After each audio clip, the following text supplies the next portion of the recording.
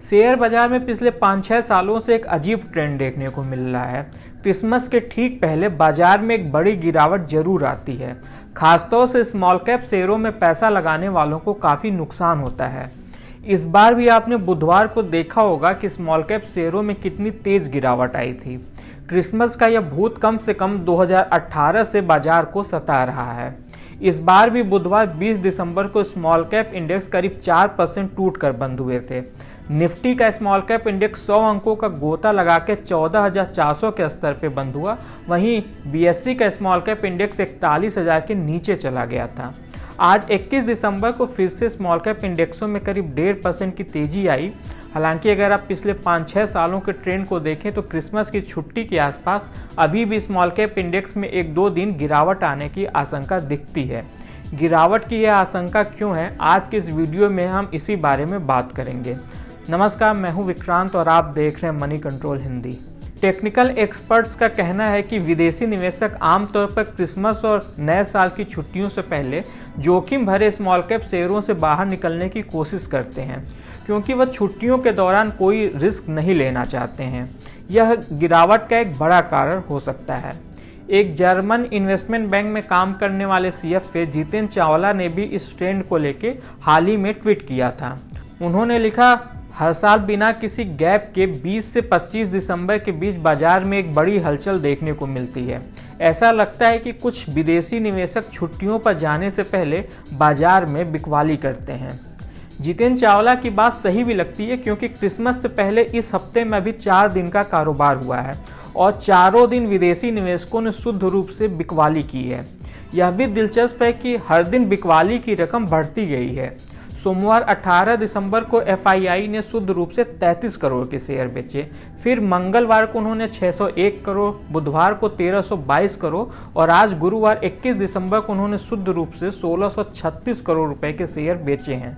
यानी पिछले 4 दिनों में उन्होंने कुल करीब 3593 करोड़ रुपए के भारतीय शेयर बेचे हैं। स्मॉल कैप इंडेक्स इसलिए भी फोकस में है क्योंकि इस साल सबसे अच्छा रिटर्न इन्हीं शेयरों ने दिया है। रिटेल निवेशकों के साथ विदेशी निवेशकों ने भी 2023 में खूब स्मॉल कैप शेयरों की खरीदारी की। निफ्टी का स्मॉल कैप इंडेक्स इस साल 50%, जबकि बीएसई का स्मॉल कैप इंडेक्स करीब 40% बढ़ा है। पिछले कुछ समय से दोनों इंडेक्स लगभग हर दिन नए ऑल टाइम हाई छू रहे थे और यहीं पे एक्सपर्ट्स को एक जोखिम दिख रहा है।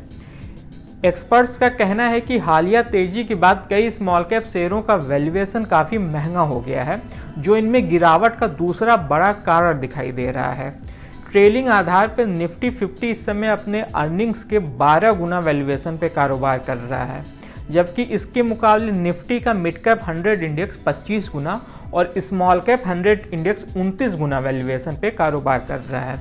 यानी स्मॉल कैप इंडेक्स का वैल्यूएशन सबसे ज़्यादा है। यहाँ तक कि हालिया तेजी के बाद कुछ म्यूचुअल फंडों को भी स्मॉल कैप शेयरों में अपना निवेश रोकना पड़ा है।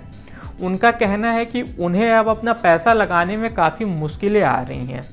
कुछ दिनों पहले इक्विटस इन्वेस्टमेंट ने एक बयान में कहा था कि उसने स्मॉल कैप शेयरों में नए निवेश को रोक दिया है, क्योंकि हालिया तेजी के बाद अब वाजिब वैल्यूएशन वाला स्मॉल कैप शेयर खोजना काफ़ी मुश्किल हो गया है।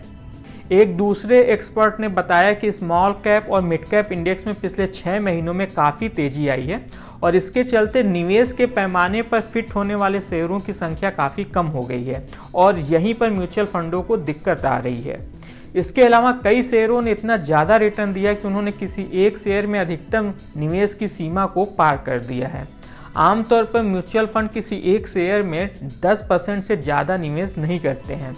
स्मॉल कैप स्कीमों में यह सीमा इससे भी कम होती है, लेकिन भारी रिटर्न के चलते कई स्टॉक इस अधिकतम निवेश सीमा के पास पहुंच गए हैं।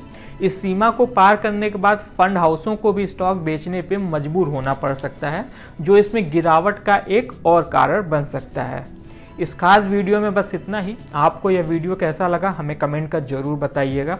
जाते जाते हम ये साफ करना चाहेंगे कि इस वीडियो में हमने आपको जो भी राय बताए हैं वो एक्सपर्ट्स की खुद की राय है, न कि मनी कंट्रोल की। स्टॉक्स में निवेश को लेकर कोई भी फैसला करने से पहले हमेशा किसी सर्टिफाइड एक्सपर्ट से जरूर सलाह लें। बिजनेस और स्टॉक मार्केट से जुड़ी ऐसी खबरों के लिए आप हमारी मनी कंट्रोल हिंदी की वेबसाइट को विजिट कर सकते हैं। इसके अलावा आप हमें यूट्यूब, फेसबुक, इंस्टाग्राम और एक्स यानी कि ट्विटर पर भी फॉलो कर सकते हैं। Thank you.